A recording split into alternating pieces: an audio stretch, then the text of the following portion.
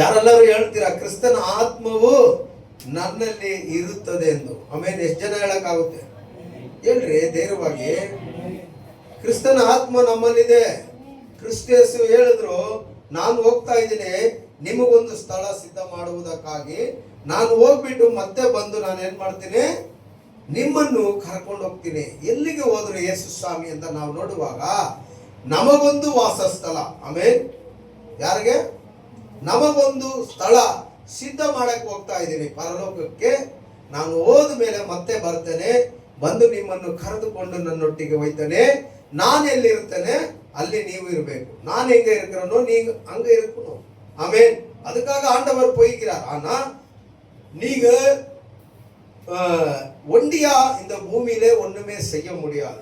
என்னை ஏற்றுக்கொண்டவர்கள், என்னை விசுவாசித்தவர்கள், என்னை நம்பி வந்தவர்கள், என்னை நம்பி எல்லா பழைய சம்பிரதாயங்களை விட்டு வந்தவர்கள் ஒண்டியா இந்த பூமியில வாழ முடியாது. அதனால நான் என்ன பண்றேன், நான் போறேன், பரிசுத்த ஆவியா அனுப்புறேன். அவர் உங்களுக்குள்ள சதா வாழ்வார். ஆமென். அல்லேலூயா. இதுதான். அப்போ யாருக்குள்ளெல்லாம் தேவ ஆவியானவர் இருக்கிறார்? ஆமென் சொல்லுங்க. யாரெல்லாம் இந்த வாயால இயேசு நாமத்தை அறிக்கை செய்கிறீர்களோ யாவருக்கும் அந்த பரிசுத்த ஆவியானவர் கொடுக்கப்பட்டிருக்கிறது. நீங்க கேட்கலாம், பாஸ்டர் வெறும் ஞானஸ்தானம் எடுத்து உங்களுக்கு கொண்டே அந்த பரிசுத்த ஆவி அப்படின்னு கேட்டா கண்டிப்பா கிடையாது. வாயால் அறிக்கை செய்து இருதயத்தால நம்புகிறவன் ரட்சிக்கப்பட்டான். அப்படியாப்பட்டவர்களுக்கும் தேவ ஆவி கொடுக்கப்பட்டிருக்கு. சகோதரன் இன்னும் ஞானஸ்தானம் எடுக்கல, ஆனா சகோதரன் வாயால கர்த்தரை அறிக்கை செய்து இவர்தான் தெய்வம், இவர்தான் கடவுள், இவர்தான் மனிதரை மீட்கும்படி வந்து தன்னுடைய ஜீவனை கொடுத்தவர் என்று மகன் தன்னுடைய இருதயத்தில் நம்பி, சகோதரன் தன்னுடைய இருதயத்தில் நம்பி வாயால அறிக்கை செய்ததுனால சகோதரன் ரட்சிக்கப்பட்டான். ஆமென். என்ன அடியாளம் ஒண்ணு இல்லை. ஆமென். அதனால ஆண்டவர் ஐயோ ஞானஸ்தானம் எடுத்துதான் இங்க வந்து பைபிளை படிக்கணும், ஆண்டவருடைய வசனம் படிக்கணும், அது பழைய ஏற்பாடு. ஆமென். ஆனா புதிய ஏற்பாடு அப்படி கிடையாது. யார் வேணாலும் ஆண்டவருடைய வசனத்தை பேசலாம், யார் வேணாலும் ஆண்டவருடைய வார்த்தையை பேசலாம், யார் வேணாலும் ஆராதிக்கலாம். ஆமென். யார் வேணாலும் ஆராதிக்கலாம். நீ கடவுள் இயேசுவை நம்பிட்டா மற்றதெல்லாம் எதுவுமே கிடையாது. ஆனா நீ தேவனை மகிமைப்படுத்தலாம். பாடலை பாடியோ, வேதத்தை படிச்சோ, ஆமென், வசனத்தை பேசியோ, இல்ல வசனத்துக்கு வியாக்கியானம் கொடுக்கிற அந்த திறமை உனக்குள்ள இருந்தா கூட நீ வந்து இங்க நிக்கலாம். ஆனா ஒருவேளை திறமை இல்லைன்னு நீங்க நினைச்சிடாதீங்க. எல்லாருக்குள்ள ஒரு திறமையை கர்த்தர் வச்சிருக்கிறார். ஆமென். ஒண்ணுமே படிப்பறிவு இல்லை, ஒண்ணுமே படிப்பறிவு இல்லை. ஆமென். உங்களை மாதிரி எப்படி சொல்லலாம், உங்க தப்பா நினைச்சுக்காதீங்க. நட்டோரியஸ் டெரரா இருக்கிறீங்க, அப்படி பயங்கரமா டெரரா இருக்கிறீங்க எல்லா விஷயத்துல. அப்படியாப்பட்டவங்களுக்கு பிரசங்கம் பண்ணும்படி ஆண்டவர் என்னை உயர்த்தி இருக்கிறாருன்னா உங்களை உயர்த்த மாட்டாரா? அல்லேலூயா. அதுதான் சொல்றார், தாகம் உள்ளவன் என்னிடத்துல வரட்டும், தாகம் உள்ளவன் என்னிடத்துல வரட்டும், ஜீவ நீரூற்றை வெளிப்படுத்துவேன். அப்படின்னா சும்மா தாகத்துக்கு ஒரு கிளாஸ் தண்ணியை கொடுத்து கர்த்தரை அனுப்புறது இல்லை. மறுபடியும் உனக்கு தாகம் ஒன்று ஆகும்ட்டு கர்த்தருக்கு நல்லா தெரியும். அதனால அந்த தாகத்தை தீக்கிறதுக்கு சதா உனக்குள்ள ஜீவன் நீரூற்று. அப்படின்னா அது வசனம். ஆமென். தேவனுடைய வார்த்தை. ஆமென். தேவனுக்காக நான் எதானா செய்யணும் என்று உன் இருதயம் உனக்குள்ள தூண்டிட்டா கர்த்தர் உன்னை கொண்டு அவர் பயன்படுத்துவார். ஆமென். எப்படியாப்பட்ட மனுஷனையோ ஆண்டவர் பிரகாசிக்க செய்கிற தேவனா இருக்கிறார். ஆமென் சொல்லுவோம். அல்லேலூயா. எல்லாருக்குள்ள ஒரு திறமையை கர்த்தருக்கு நீ செய்யறேன்னு வந்தா கர்த்தர் உனக்குள்ள வச்சிருப்பார். ஆமென். உனக்குள்ள ஆவியானவர் இருக்கிறார், அவர் பார்த்துக்குவார். அல்லேலூயா. இன்னைக்கு நம்ம அதை தான் பார்க்க போகிறோம். ஆவிக்குரிய வாழ்க்கையில இருக்கிறவர்கள், விசுவாசிகள் எப்படி வாழ்கிறார்கள். ஆமென். அதுதான் பார்க்கிறோம். போன வாரம் அந்தாண்ட வாரம் பார்த்தோம். என்ன பார்த்தோம்? ஆவிக்குரிய வாழ்க்கையில இருக்கிறவருடைய வாழ்க்கை எப்படியாப்பட்டதா இருக்கணும். பாவம் ஒருவேளை தவறு செஞ்சிட்டியா, உடைந்த இருதயம் உள்ளவனாக காணப்படு. தேவ சமூகத்துல வந்து விழுந்து உடைந்த இருதயம் உள்ளவனா, ஆண்டவரே நான் உனக்கு விரோதமா தவறு செஞ்சுக்கிறேன் நீ ஜெபிச்சு பாரு, கர்த்தர் உன் ஜெபத்தை கேட்பார். ஹல்லேலூயா, பிரைஸ் தி லார்ட். இன்னைக்கு அதே ஆவிக்குரிய வாழ்க்கையில வாழ்கிற விசுவாசிகள் எப்படி வாழ வேண்டும், இதுதான் நம்ம பார்க்கிறோம். அப்போ ஆவியானவர் நமக்குள்ள இருக்கிறார். ஹல்லேலூயா. விசுவாசிக்கிறீங்களா? ನಂಬ್ತೀರಾ? ಅಷ್ಟೇನಾ? ಸರಿ, ಒಂದು ವೇಳೆ ಕ್ರಿಸ್ತನ ಆತ್ಮವು ನಿಮ್ಮಲ್ಲಿ ಇದ್ದರೆ ನೀವು ಹೇಗೆ ಜೀವಿಸಬೇಕು, ಈ ಲೋಕದಲ್ಲಿ ಹೇಗೆ ಜೀವಿಸಬೇಕು ಅಂತ ವಾಕ್ಯದ ಮೂಲಕ ನಾವು ತಿಳಿದುಕೊಳ್ಳೋಣ. ಓದಿ ಎಫೆಸರ್ 4:30.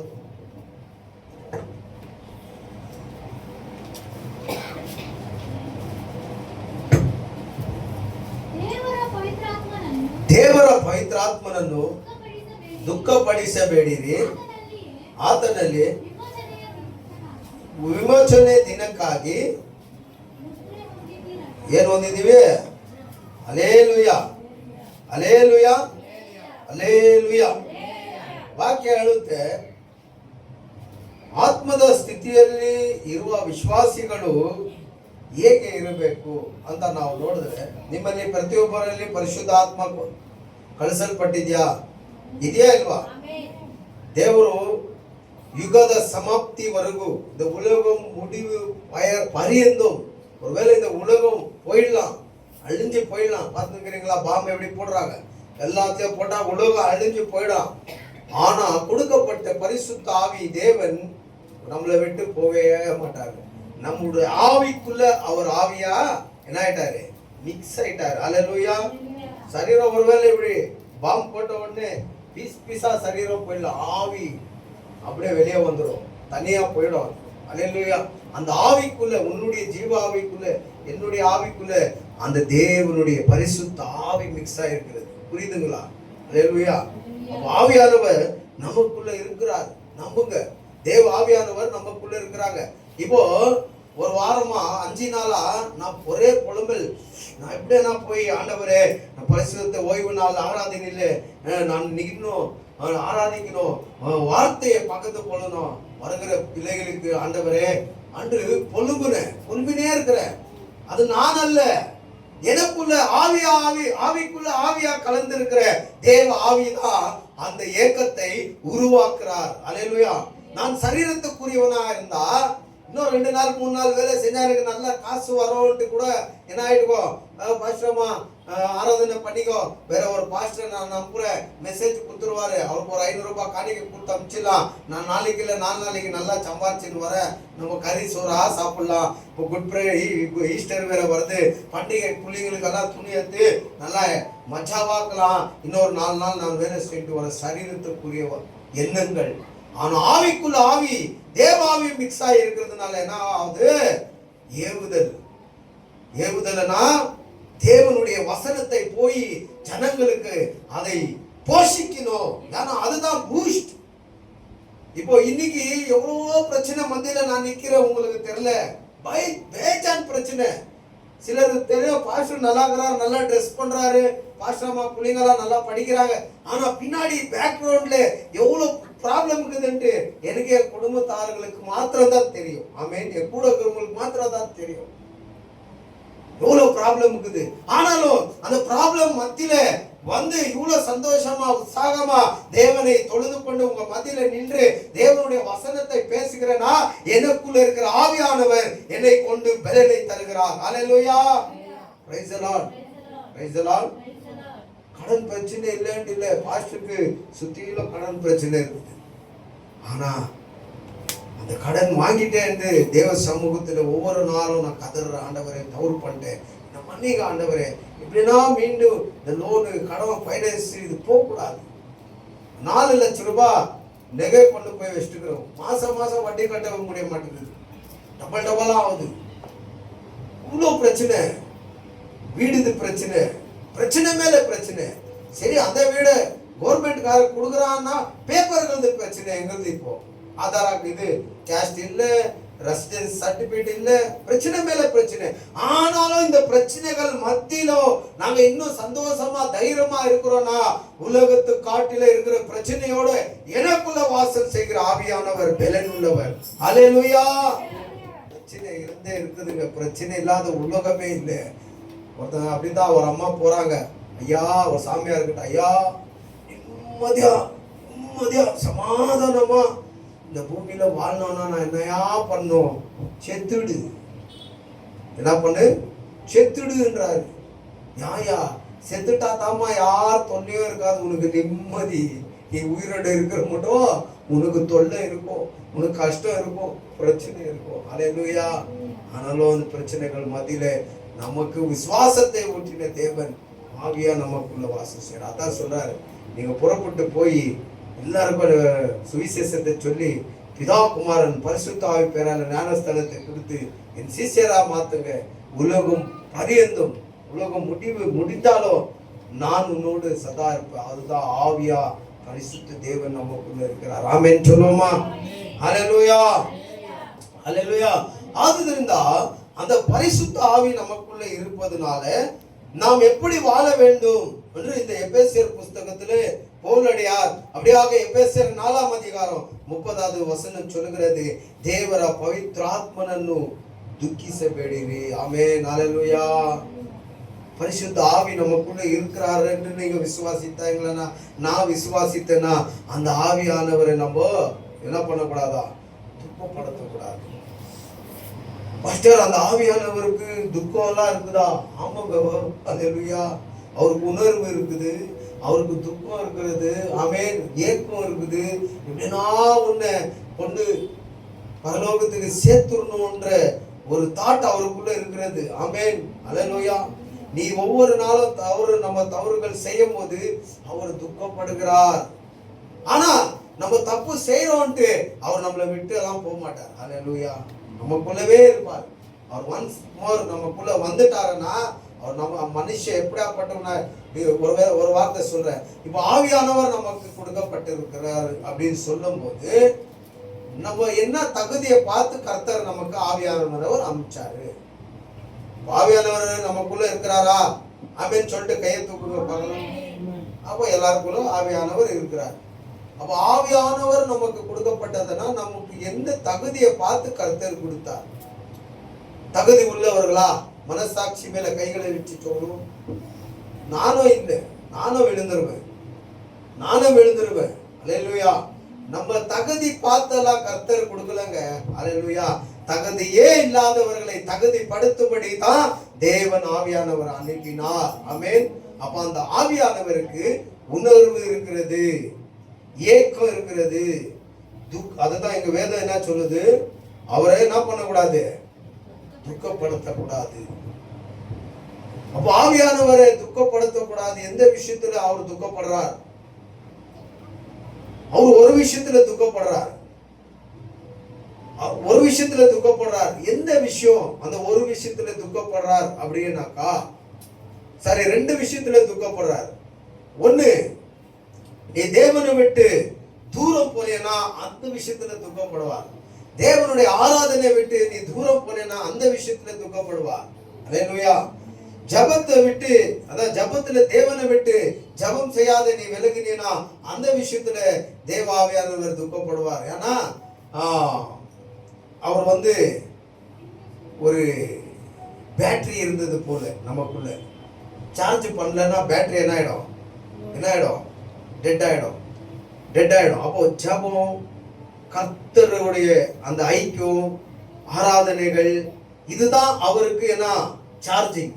அப்படின்னா ஆராதனைகள், ஜபங்கள், துதிகள், ஸ்தோத்திரங்கள், இப்படி நம்ம பிரசன்னத்தோடு நிரம்பி தேவனை துதித்து வழிகளை போகும்போது, உக்காரும் போது, வேலைகளை செய்யும் போது துதித்து நிதித்து ஸ்தோத்திரம் பண்ணிக்கினே அப்படியே போயினே இருந்தா 100% அந்த பேட்டரி என்ன ஆகாது? டவுனே ஆகாது. ஃபோன் ஒன்று இருக்குது. நானும் அந்த ஊர்ல இருந்து வரும்போது சார்ஜ் போடல. இப்போ என்கிட்ட எல்லாம் என்னது என்ன சொல்றாங்கப்பா இங்கிலீஷ்ல? ஜிபியா?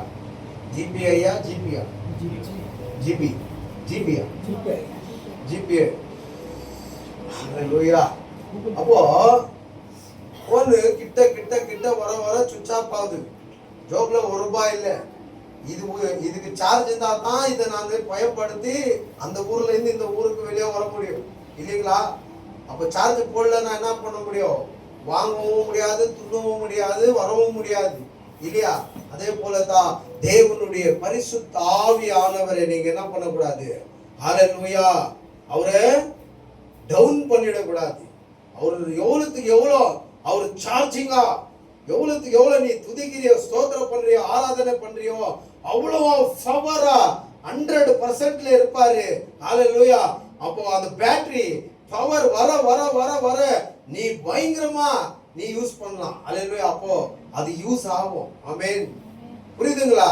அதே போல சாதாரண ஒரு மொபைலை நம்ம நேரத்தோட சார்ஜ் பண்ணி வச்சுக்கும் போது தேவனை நம்ம எப்படி பார்த்துக்கணும்? ஹல்லேலூயா. சோத்ர சோத்ர சோத்ர சோத்ரம். அதுதான் தாவீது சொல்றார், சங்கீதம் 34 நினைக்கிற படிங்க, 34 1 34:1.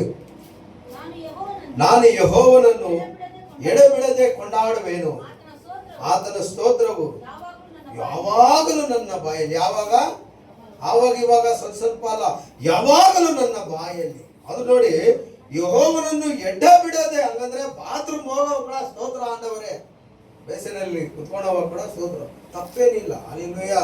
ಸ್ನಾನ ಮಾಡೋ ಸ್ತೋತ್ರ, ಎಲ್ಲ ವಿಷಯದಲ್ಲಿ ಸ್ತೋತ್ರ ಮಾಡಬೇಕು. ಹೌದು, ಅವಾಗ ದೇವರ ನಾಮ ಮಹಿಮೆ ಪಡಿಸ್ಬೇಕು. ದೇವರ ನಾಮ ಮಹಿಮೆ ಪಡಿಸ್ಬೇಕಂತಾನೆ ನಿನ್ನ ನನ್ನ ಹಸು ತರಾನು, ಎಮ್ಮೆ ತರಾನು, ಹಂದಿ ತರಾನು ಸೃಷ್ಟಿ ಮಾಡಿದಿರಾ, ದೇವರ ತರ ಮನುಷ್ಯನಾಗೆ ದೇವರು ನಮ್ಮನ್ನು ಸೃಷ್ಟಿ ಮಾಡಿಟ್ಟಿದ್ದಾರೆ. ಆಮೇನ್ ಆಮೇನ್ ಅಂತ ಹೇಳೋಣ. ನೋಡಿ ಹೇಳ್ತಾನೆ, ನಾನು ಯೆಹೋವನನ್ನು ಎಡಬಿಡದೆ. ಸದಪ್ಪ ಕೀರ್ತನೆ ಓದಪ್ಪ 34. నిత్యము ఆయన కీర్తి నా నోట నిలును. ఆమేన్. నిత్యము ఆయన కీర్తియు నా నోటలో ఉండను. ಆಮೇನ್. ಸದಾ ಸ್ತುತಿ ಸ್ತೋತ್ರವು ನನ್ನ ಬಾಯಲ್ಲಿ ಇಟ್ಕೊಳ್ತಾ ಇದ್ದೀನಿ. Amen. Hallelujah. Praise the Lord. ದಾವೀದ ಹೋಗಿದ ಕಡೆ ಎಲ್ಲ ದೇವರು ಯುದ್ಧದಲ್ಲಿ ಜಯ ಕೊಟ್ಟರು. ಆಮೇನ್. ದಾವೀದ ಹೋಗಿದ ಕಡೆ ಎಲ್ಲ ದೇವರು ಯುದ್ಧದಲ್ಲಿ ಜಯ ಕೊಟ್ಟರು. ದೊಡ್ಡ ಗೋಲಿಯಾತನನ್ನು ಹೊಡೆದು ಸಾಯಿಸೋದಕ್ಕೆ ದೇವರ ಆತ್ಮನು, ಹಲ್ಲೆಲೂಯಾ, ಅಲ್ಲಿ ಬಲವಾಗಿ ಕಾರ್ಯ ಮಾಡಿದ್ರು. ದೇವರ ಗೋಲಿಯಾತನನ್ನು ಹೊಡೆಯಕ್ಕೆ ಇಷ್ಟು ದಾವೀದನಲ್ಲಿ ದೇವರ ಪರಿಶುದ್ಧ ಆತ್ಮನು ದೊಡ್ಡ ಕಾರ್ಯ ಮಾಡಿದನು. ಎಲ್ಲ ಭಯ ಬಿದ್ದುಬಿಟ್ಟಿದ್ದಾರೆ ಇಸ್ರೇಲ್ ಜನರು. ಇಸ್ರೇಲ್ ಜನಕ್ಕೆ ರಾಜನು ಸೌಲು ಭಯ ಬಿದ್ದುಬಿಟ್ಟಿದ್ದಾನೆ. White ಸಖತ್ತಾಗಿದ್ದಾನೆ Saul. ರಾಜನೇ ಹಿಂಜರಗ್ಬಿಟ್ಟಿದ್ದಾನೆ. ದಾವೀದಿಗೆ ಅಣ್ಣ ತಮ್ಮ 7-8 ಜನ, ಅವರು ಹೈಟ್ ಆಗಿದ್ದಾರೆ, ಅವರು ಹಿಂಜರಗ್ಬಿಟ್ಟಿದ್ದಾರೆ. ದಾವೀದನ ಅಭಿಷೇಕ ಮಾಡಕ್ ಹೋದ್ರಲ್ಲ ಸಾಮುವೇಲ್, ಅವಾಗ ಸಾಮುವೇಲ್ ನೋಡ್ತಾರೆ, ಇವನೇ ಇರ್ಬೋದು ಇಸ್ರೇಲ್ಗೆ ರಾಜ. ದೇವ್ರು ಹೇಳಿದ್ದು ಅಭಿಷೇಕ ಮಾಡ್ಬಿಡೋಣ. ದೇವ್ರು ಹೇಳ್ತಾರೆ, ಸಾಮುವೇಲ್ ನೀನು ಅವನು ಚೆಲುವಿಕೆ ಹೈಟ್ ನೋಡ್ತಾ ಇದೀಯಾ, ಅವನಲ್ಲ, ಇಲ್ಲ ಅವನ ಹೃದಯ ನನಗೆ ಗೊತ್ತು ಎಂತವನಂತ. ಇನ್ನೊಬ್ಬ ಆ ತರ 7 ಜನ ಆದ್ಮೇಲೆ ಕೊನೆಯದಾಗಿ ಒಬ್ಬ ಗಿಡ್ಡ ಇವನ್ನ ಮಾಡೋನು. ಅವಾಗ ಇಲ್ಲಿ ಆಲ್ರೆಡಿ ಇಲ್ಲಿ 6-7 ಜನ ಉನ್ನತರಾಗಿದ್ದಾರೆ. ಇವರು ಸೌಲ್ ಜೊತೆ ಯುದ್ಧದಲ್ಲಿದ್ದಾರೆ. ಇವರು ಹಿಂಜರ್ಬಿಟ್ಟು ನಿಂತ್ಬಿಟ್ಟಿದ್ದಾರೆ. ದೊಡ್ಡ ಗೋಲಿಯಾತನ ನೋಡಿ ಭಯ ಪಟ್ಕೊಂಡು. ಆದ್ರೆ ದಾವೀದ ಹೇಳ್ತಾನೆ, ನೀನು ಕತ್ತಿ ಈಟಿ ಎಲ್ಲದರಲ್ಲಿ ಬರ್ತಾ ಇದೆಯಾ, ನಾನು ಯೇಸು ನಾಮದಲ್ಲಿ ಬರ್ತಾ ಇದ್ದೇನೆ. ಆಮೇನ್. ಯೆಹೋವನ ನಾಮದಲ್ಲಿ ನಾನು ಬರ್ತಾ ಇದ್ದೇನೆ. ಗೋಲಿಯಾತ ಹೇಳ್ತಾನೆ, ಬಾ ಇವತ್ತು ನಿನ್ನ ಕಟ್ ಮಾಡಿ ನಾಯಿಗೆ ಬಿಸಾಕ್ಬಿಡ್ತೀನಿ. ಅದಕ್ಕೆ ದಾವೀದ ಹೇಳ್ತಾನೆ, ನಿನ್ನ ತುಂಡು ಮಾಡಿ ಕಾಗೆಗಳಿಗೆ ಹಾಕ್ಬಿಡ್ತೀನಿ. ಏನ್ ಚಾಲೆಂಜು. ಸೌಲ್ ಹೇಳ್ತಾನೆ, ಅವನ ಕೊಂದುಬಿಟ್ಟು ಬರೋವನಿಗೆ ನನ್ನ ಮಗಳನ್ನೇ ಮದುವೆ ಮಾಡ್ಬಿಡ್ತೀನಿ, ಅರ್ಧ ರಾಜ್ಯನ ಅವನ ಹೆಸರು ಬರ್ಬಿಡ್ತೀನಿ.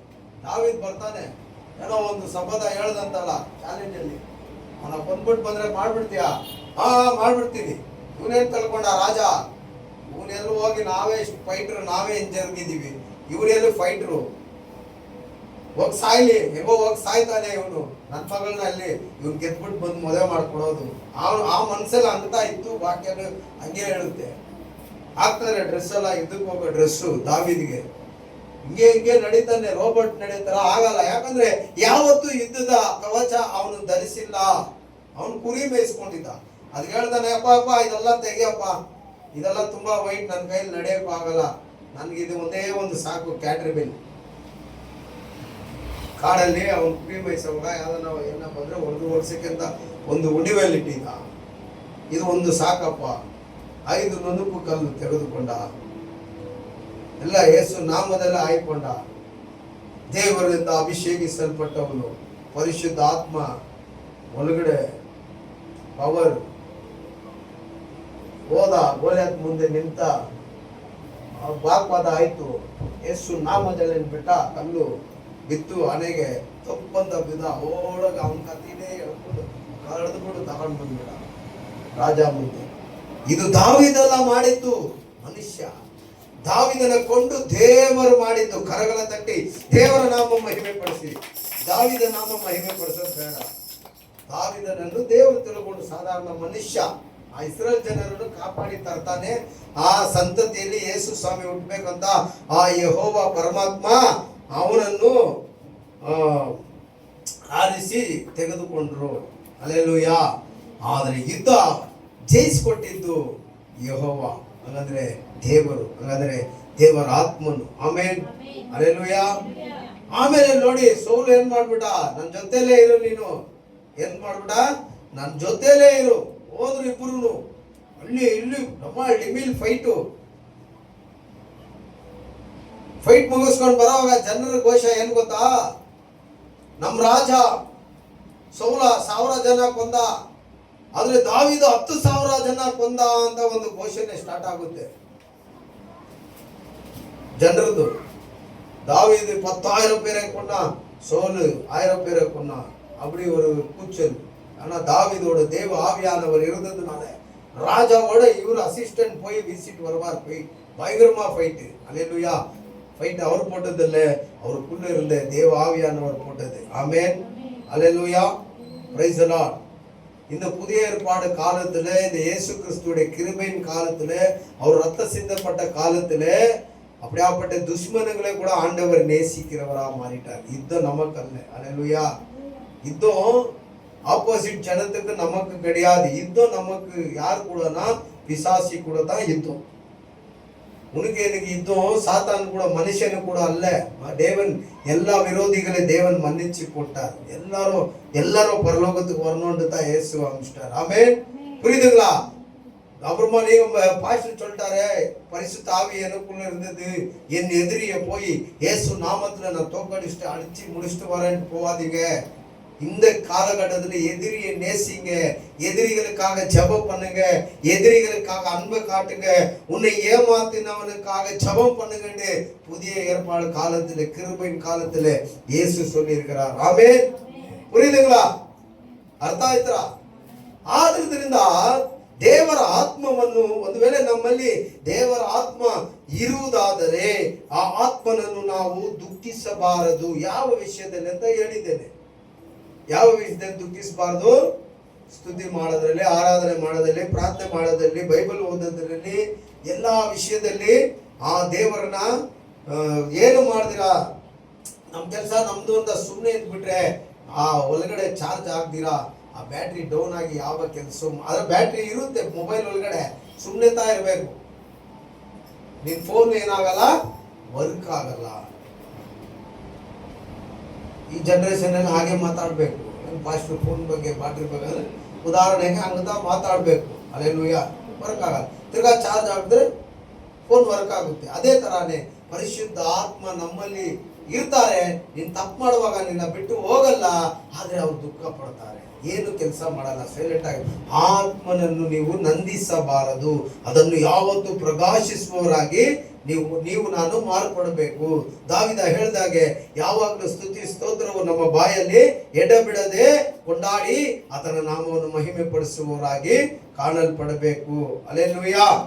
Price the lord.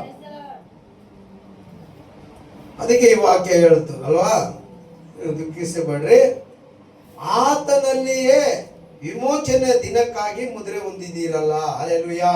ಆ ಪರಿಶುದ್ಧ ಆತ್ಮನ ಮುದ್ರೆ ನಮ್ಮಲ್ಲಿ ನಾವು ಹೊಂದಿಕೊಂಡಿದ್ದೇವೆ. ಒಂದು ಶೀಲ್ಡ್ ಅಂದ್ರೆ ಏನ್ ಹೇಳ್ತೀರಾ?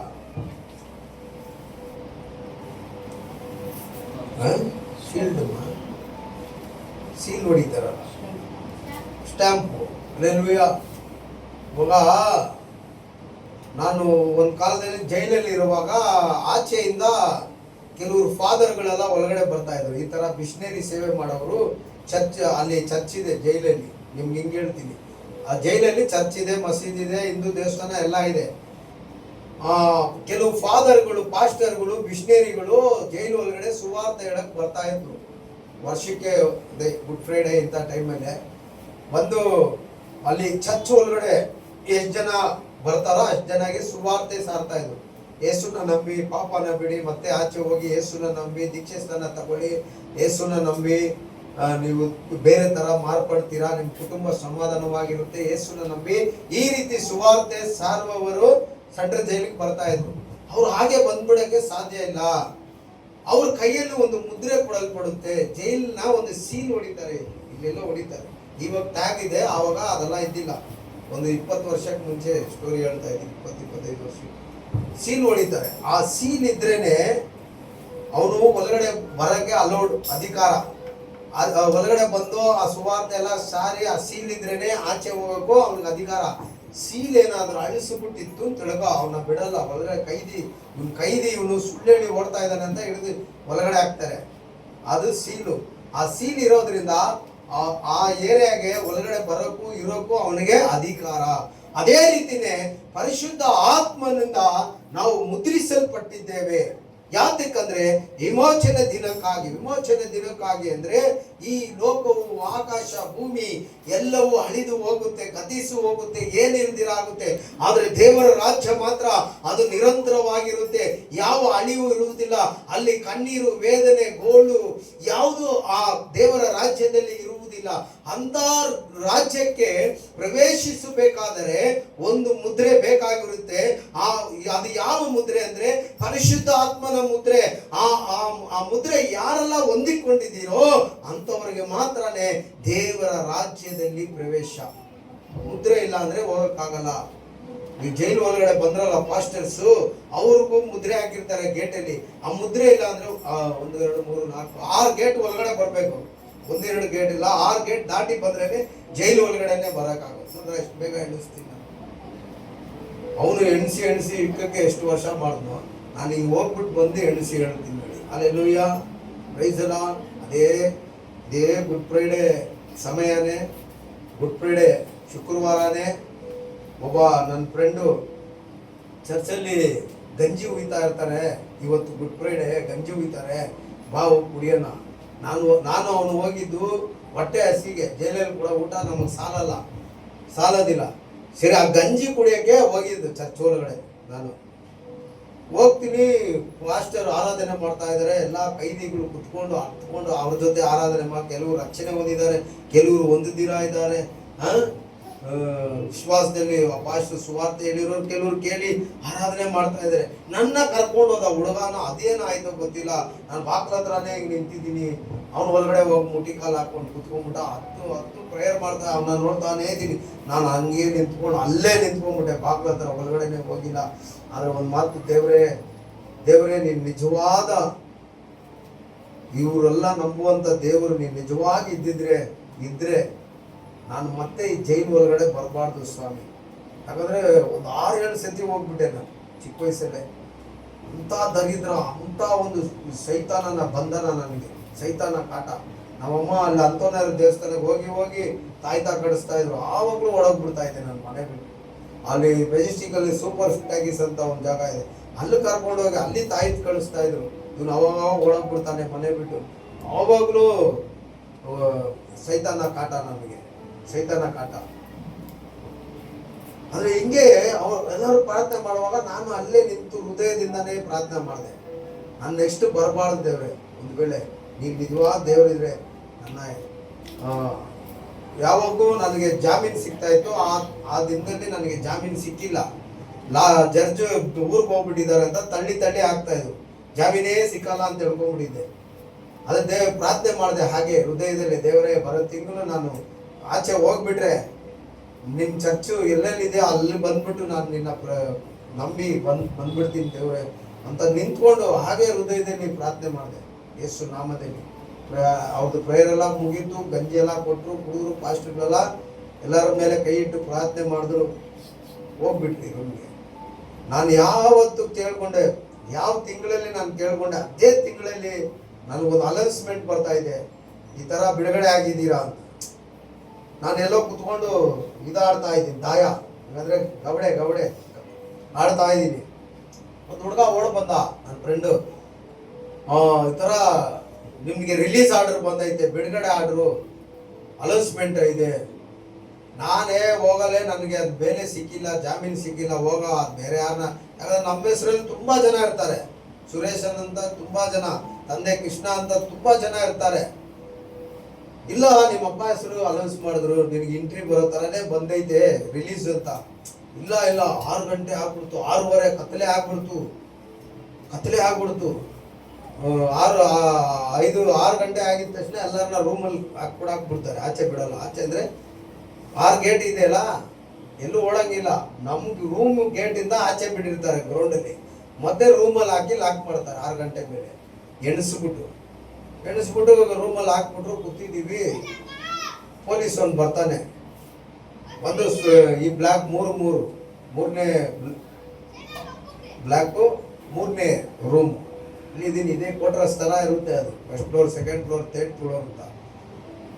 ಕರೆಯುವಾಗ ಎದ್ದು ಹೋದೆ, ನಾನೇ ಅಂದೆ ಬಾ ಆಚೆ ಕಡೆ ಅಂತ ಕರೆದುಬಿಟ್ಟು ಬಿಟ್ಟಾ ನೋಡು ಶಾಟು. ಅಲ್ಲಿಂದ 1 ಕಿಲೋಮೀಟರ್ ಅಷ್ಟು ಹೊಡ್ಕೊಂಡೇ ಬಂದ. ನನ್ನ ಎಷ್ಟು ಸತಿ ಅನೌನ್ಸ್ ಮಾಡ್ತಾ ಇದೀವಿ, ಅಸಡೆ ಹಾಕುತ್ತಿದೀಯ ನೀನು. 5 ಗಂಟೆಯಿಂದ ರಿಲೀಸ್ ಆರ್ಡರ್ ಬಂದೈತೆ ನಿನಗೆ, ಅಸಡೆ ಆಗಿದ್ಯಾ, ಏನ್ ಮಾಡ್ತಾ ಇದೆ ಅಂತ ಹೊಡ್ಕೊಂಡೇ ಬರ್ತಾ ಇದ್ದಾನೆ ಅಲ್ಲಿವರೆಗೂ. ಆಮೇಲೆ ನೋಡಿದ್ರೆ ನಮ್ಮಮ್ಮ ಆಚೆ ಇದ್ದಾರೆ, ಸೈನ್ ಎಲ್ಲ ಹಾಕ್ಬಿಟ್ಟು ನನಗೇನು ಕೂರಿಸ್ಕೊಟ್ರು. ಪಾತ್ರೆ, ಒಂದು ಚೊಂಬು, ಅಲ್ಯೂಮಿನಿಯಂ ಚೊಂಬು, ಅದೇ ಲಾಸ್ಟು. ಅಲ್ಯೂಮಿನಿಯಂ ತಟ್ಟೆ, ಅದೇ ಲಾಸ್ಟು. ಒಂದು ಬೆಡ್ಶೀಟು, ಒಂದು ದಿಂಬು, ಒಂದು ಮ್ಯಾಟು, ಅದೇ ಲಾಸ್ಟು. ಎಲ್ಲ ಸುತ್ಕೊಂಡ್ಬಂದು ಕೊಟ್ಬಿಟ್ಟು ಸೈನ್ ಹಾಕ್ಬಿಟ್ಟು ಬಂದೆ. ಬಂದ್ಬಿಟ್ಟು ದೇವ್ರು ಮಾಡಿದ್ರಲ್ಲ ಉಪಕಾರ ಎಲ್ಲವೂ ಮರ್ತೋಗ್ಬಿಟ್ಟೆ. ಆಚೆ ಬಂದಿದೆ, ಏನು ಖುಷಿ, ಏನಾಗೋಯ್ತು, ಬಿಡುಗಡೆ ಆಗಿ 6 ತಿಂಗಳು ಆಯ್ತು, ಬಿಡುಗಡೆ ಆಗಿರೋ ಖುಷಿ. ಇದು ಎಲ್ಲಿ ಜ್ಞಾಪಕ ಇರುತ್ತೆ? ಚರ್ಚಲ್ಲಿ ಹೋಗಿ ಪ್ರಾಯರ್ ಮಾಡಿದ್ದು, ದೇವ್ರನ್ನ ಬೇಡಿದ್ದು, ಹರಕೆ ಮಾಡಿದ್ದು ಏನು ಜ್ಞಾಪನ ಇಲ್ಲ. ನೆಟ್ಟಿಗೆ ನಮ್ಮ ತಾಯಿ ಜೊತೆ ಹೋಗ್ಬಿಟ್ಟೆ. ಇವಾಗ ಕರ್ಕೊಂಡು ಹೋಗಿದ್ದು ಮರ್ಯಾದೆಗೂ ಒಂದು ವಾರನ ಇರಬೇಕು. ನಮ್ಮ ನೆನಪಲ್ಲ ಎಲ್ಲಿದೆ? ನಮ್ಮ ದೋಸ್ತನ ನೋಡೋದು, ಫ್ರೆಂಡ್ಗಳನ್ನ ನೋಡ್ಬೇಕು. ಹಲ್ಸೂರ್ಗೆ ಹೋಗಿ 1 ದಿನ 2 ದಿನ 3 ದಿನ 4 ದಿನ ಓಡೋಗ್ತಿರ್ತೀರ. ಆದ್ರೆ ಆವತ್ತಿಂದ ಇವತ್ತುವರೆಗೂ ಆ ಜೈಲ್ ಕಡೆನೆ ಮಕ ಇಟ್ಟು ನೋಡಿಲ್ಲ. ಇದು ದೇವರ ಕೃಪೆ. ಕರಗಳ ತಟ್ಟಿ ದೇವರ ನಾಮವನ್ನು ಮಹಿಮೆಪಡಿಸಿ. ದೇವರ ಕೃಪೆ. ಏನ್ ನಾವು ಪ್ರಾರ್ಥನೆ ಮಾಡ್ಕೊಂಡ್ರು, ಒಂದು ವೇಳೆ ಆ ಪ್ರಾರ್ಥನೆ ಮಾಡಿ ನಾವೇನ್ ಕೊಡ್ತೀವೋ ಅದನ್ನ ನಾವು ಮರ್ತಿರ್ಬೋದು. ಆದ್ರೆ ಪ್ರಾರ್ಥನೆ ಕೇಳಿದ ದೇವರು ಯಾವತ್ತೂ ನಮ್ಮ ಪ್ರಾರ್ಥನೆಯನ್ನು ಮರೆಯುವುದಿಲ್ಲ. ಆವತ್ತಿಂದ ಸ್ಟೇಷನ್ಗೂ ಅಷ್ಟೇ, ಜೈಲಿಗೂ ಅಷ್ಟೇ ಹೋಗಿದ್ದೇ ಇಲ್ಲ ಇಲ್ಲಿವರೆಗೂ. ನಾನು ಇಲ್ಲಿವರೆಗೂ ಆವತ್ತಿಂದ ಆಯ್ತು 20 ವರ್ಷ ಮೇಲೆ, ಇಲ್ಲಿವರೆಗೂ ಆ ಜೈಲು ಸ್ಟೇಷನ್ ಅಂತ ನಾನು ಹೋಗಿದ್ದೇ ಇಲ್ಲ. ಯೇಸು ನಾಮ ದೊಡ್ಡದು. ವಿಷಯ ಹೇಳ್ತೀನಿ ಕೇಳ್ಕೊಳ್ಳಿ. ಸೈತಾನ ತುಂಬಾ ನನಗೆ ಹೆಂಗಾದ್ರೂ ನನ್ನ ಅಳಿಸ್ಬಿಡ್ಬೇಕು, ನಾಶ ಮಾಡಿಬಿಡ್ಬೇಕು, ನನ್ನ ಸಾಯಿಸ್ಬಿಡ್ಬೇಕು ಅಂತ ತುಂಬಾ ಪ್ಲಾನ್ ಮಾಡ್ದ ಸೈತಾನ. ಯಾಕೆ ಗೊತ್ತಾ? ಯೆರೆಮೀಯ 1ನೇ ಅಧ್ಯಾಯದಲ್ಲಿ ಹೇಳಲ್ಪಟ್ಟಿದೆ, ತಾಯಿ ಗರ್ಭದಲ್ಲೇ ನಿನ್ನನ್ನು ದೇವರು ತಿಳಿದುಕೊಂಡ್ರು. ಯಾಕೆ? ಈ ಸೇವೆಗೆ. ಅದು ಸೈತಾನನಿಗೂ ಚೆನ್ನಾಗಿ ಗೊತ್ತು. ಆದ್ರೆ ಒಂದು ಕಾಲ ಬರುವಾಗಲೇ ದೇವರು ಕರೆಯೋದು, ಒಂದು ಟೈಮ್ ಬರಬೇಕು, ಆ ಟೈಮಲ್ಲೇ ದೇವ್ರು ಕರೆಯೋದು. ಅಲ್ಲಿವರೆಗೂ ದೇವ್ರು ಬಿಟ್ಟಿರ್ತಾರೆ ಏನಾರ ಮಾಡ್ಕೋಬೋದಂತ. ಇದು ಸೈತಾನನಿಗೆ ಚೆನ್ನಾಗಿ ಗೊತ್ತು. ಎಲ್ಲಿ ದೇವರು ಕರೆದು ಆ ಕರೆದ ಕೆಲಸದಲ್ಲಿ ನಾನು ನಿಂತು ಅನೇಕ ಆತ್ಮಗಳನ್ನು ದೇವರ ಕಡೆ ತಿರುಗಿಸ್ಬಿಡ್ತೀನೋ ಅಂತ ಚಿಕ್ಕ ವಯಸ್ಸಿಂದಲೇ ಸಾತಾನ್ ನನ್ನ ಅಟ್ಯಾಕ್ ಮಾಡಿಬಿಟ್ಟಿದ್ದ. ಇದು ಸತ್ಯ. ನಾನು ಕೂಡ ಇದ್ದವರೆಲ್ಲ ಸತ್ತೋಗ್ಬಿಟ್ರು, ಎಲ್ಲರನ್ನ ಸಾಯಿಸ್ಬಿಟ್ರು. ಒಂದು 3-4 ಜನನ ಸಾಯಿಸ್ಬಿಟ್ರು. ಕೆಲವರು ಕುಡ್ದೇ ಸತ್ತೋಗ್ಬಿಟ್ರು. ಆದ್ರೆ ನಾನು ಇವತ್ತು ಬದುಕಿದ್ದೀನಿ ಅಂದ್ರೆ ಅದು ದೇವರ ಚಿತ್ತ ಮಾಡುವುದಕ್ಕೆ. ಆದ್ರೆ ಎಷ್ಟೋ ಸತಿ ಸಮಸ್ಯೆಗಳಲ್ಲಿ ಸಿಕ್ಕಾಕೊಂಡಿದ್ದೀನಿ ಅಂದ್ರೆ ಅದು ಸೈತಾನನ ಕ್ರಿಯೆ. ಆದ್ರೆ ದೇವರ ಚಿತ್ತವನ್ನು ನೆರವೇರಿಸುವ ಅದು ಆ ಕಾರ್ಯ ಮಾಡಿ ಮುಗಿಸುವವರೆಗೂ ದೇವರು ನಮ್ಮನ್ನು ಬಿಡುವುದಿಲ್ಲ. Amen, hallelujah. ನಿಮ್ಮನ್ನು ದೇವರು ಒಂದು ವೇಳೆ ಯಾವುದೋ ಒಂದು ವಿಷಯದಲ್ಲಿ ತಾಯಿ ಗರ್ಭದಲ್ಲಿ ತಿಳಿದುಕೊಂಡಿದ್ರೆ ಕೂಡ ವಿಶ್ವಾಸವನ್ನು ಕಳ್ಕೊಬೇಡಿ. ಅನೇಕ ಸಮಸ್ಯೆಗಳು, ಹೋರಾಟಗಳು, ಕಾಟಗಳು ನಿಮ್ಮ ಕುಟುಂಬದಲ್ಲಿ ಆಗಲಿ, ಆಚೆ ಆಗಲಿ, ಕೆಲಸದ ಮೇಲೆ ಆಗಲಿ ಬರುವಾಗ ಕೂಡ ನೀವು ವಿಶ್ವಾಸದಲ್ಲಿ ಕೊರತೆ ಉಳ್ಳವರಾಗಿ ಮಾರ್ಪಡಬೇಡಿ. ವಿಶ್ವಾಸದಲ್ಲಿ ಬಲವುಳ್ಳವರಾಗಿ ಮಾರಿ. ಯಾಕಂದ್ರೆ ತಾಯಿ ಗರ್ಭದಲ್ಲೇ ಕೇವಲ ಪಿಂಡವಿರುವಾಗಲೇ ದೇವರ ಕಣ್ಗಳ ಮೇಲೆ ಬಿದ್ದೈತೆ. ಆಮೇಲೆ ದೇವರು ಹೇಳ್ತಾರೆ, ನಿನ್ನ ಮುಟ್ಟಬೇಕಾದ್ರೆ ನನ್ನ ಕಣ್ಣಿನಲ್ಲಿ ಒಂದು ಗುಡ್ಡೆ ಇದೆ ನೋಡಿ, ಬಟನ್, ಅದನ್ನ ಮುಟ್ಟಿದ್ದ ಹಾಗಾಯ್ತಂತೆ. ಹಲ್ಲೆಲೂಯ. ಸೈತಾನ್ ನಿನ್ನ ಅಟ್ಯಾಕ್ ಮಾಡ್ಬೇಕು ಅಷ್ಟು ಅಂದ್ರೆ ದೇವ್ರ ಹತ್ರ ಪರ್ಮಿಷನ್ ಕೇಳ್ಕೊಂಡ್ ಬರ್ಬೇಕು. ಹಲ್ಲೆಲೂಯ. ದೇವ್ರು ಗೊತ್ತಿಲ್ದಿರಾ ಮುಟ್ಟಕ್ ಸಾಧ್ಯನೇ ಇಲ್ಲ. ಹಲ್ಲೆಲೂಯ. ದೇವ್ರು ನಮ್ಮೊಟ್ಟಿಗಿದ್ದಾರೆ. ಆಮೇಲೆ ಅಂತ ಹೇಳೋಣ. ಅದರಿಂದ ವಿಶ್ವಾಸ ಉಳ್ಳವರಾಗಿರ್ರಿ. ನೋಡಿ, ಇದು ಒಂದು ಸಣ್ಣ ಸಾಕ್ಷಿ ಇರ್ಲಿ. ಯೇಸು ನಾಮದಲ್ಲಿ ಸಾಕ್ಷಿಗಳು ಒಳ್ಳೇದೇ ಇರ್ಲಿ. ಅದಕ್ಕಿಂತ ಮುಖ್ಯವಾದದ್ದು ದೇವರ ವಾಕ್ಯದ ಸಾಕ್ಷಿನೇ ಮುಖ್ಯವಾದದ್ದು. ಆಮೇಲೆ ದೇವರೇ ಸಾಕ್ಷಿ ಮುಖ್ಯವಾದದ್ದು. ಆಮೇಲೆ ಆದ್ರಿಂದ ಆ ಪರಿಶುದ್ಧ ಆತ್ಮನನ್ನು ನಾವು ದುಃಖಪಡಿಸಬಾರದು. ಯಾಕಂದ್ರೆ ಆತನಲ್ಲಿ ವಿಮೋಚನೆ ದಿನಕ್ಕಾಗಿ ನಾವು ಏನಾಗಿದ್ದೇವೆ? ಮುದ್ರೆ ಹೊಂದಿದ್ದೀರಲ್ಲ. ಹಲ್ಲೆಲೂಯ. ನಾವು ಮುದ್ರೆ ಹಾಕಿಸಲ್ಪಟ್ಟಿದ್ದೇವೆ. ಯಾವ ಮುದ್ರೆ ಅಂದ್ರೆ ಪರಿಶುದ್ಧ ಆತ್ಮನ ಮುದ್ರೆ. ಆ ಮುದ್ರೆ ಇರುವವರಿಗೆ ದೇವರ ರಾಜ್ಯ, ಸಮಾಧಾನ ರಾಜ್ಯ. ಹಲ್ಲೆಲೂಯ. ಆ ಮುದ್ರೆ ಇಲ್ದಿರೋವರಿಗೆ ದೇವರ ರಾಜ್ಯ ಇಲ್ಲ. ಆ ಮುದ್ರೆ ಇಲ್ದಿರೋವರಿಗೆ ಇನ್ನೊಂದು ಮುದ್ರೆ ಕೊಡಲ್ಪಡುತ್ತೆ. ಯಾರ ಮೂಲಕ? ಸೈತಾನನ ಮೂಲಕ. ದೇವರದು ಪರಿಶುದ್ಧ ಆತ್ಮನ ಮುದ್ರೆ. ಸೈತಾನನದು ಯಾವ ಮುದ್ರೆ? 3-6 ಎಷ್ಟು? 666 ಸೈತಾನನ್ನು ಕೊಡಲ್ಪಡುವಂತ ಮುದ್ರೆ. ಎಲ್ಲಿ ಹೇಳಲ್ಪಡುತ್ತೆ? ಪ್ರಕಟಣೆ ಗ್ರಂಥ, ರೆವಲೇಷನ್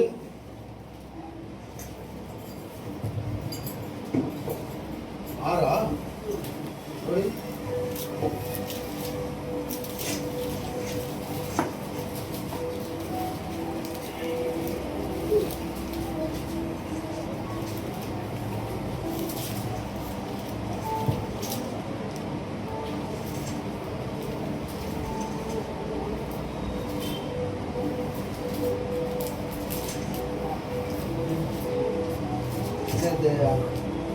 Dove tre?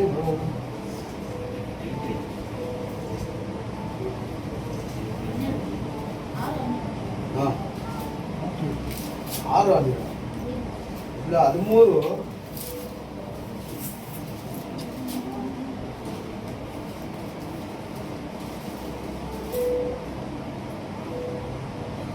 ಹದಿಮೂರು 17ರಿಂದ ಓದಿ.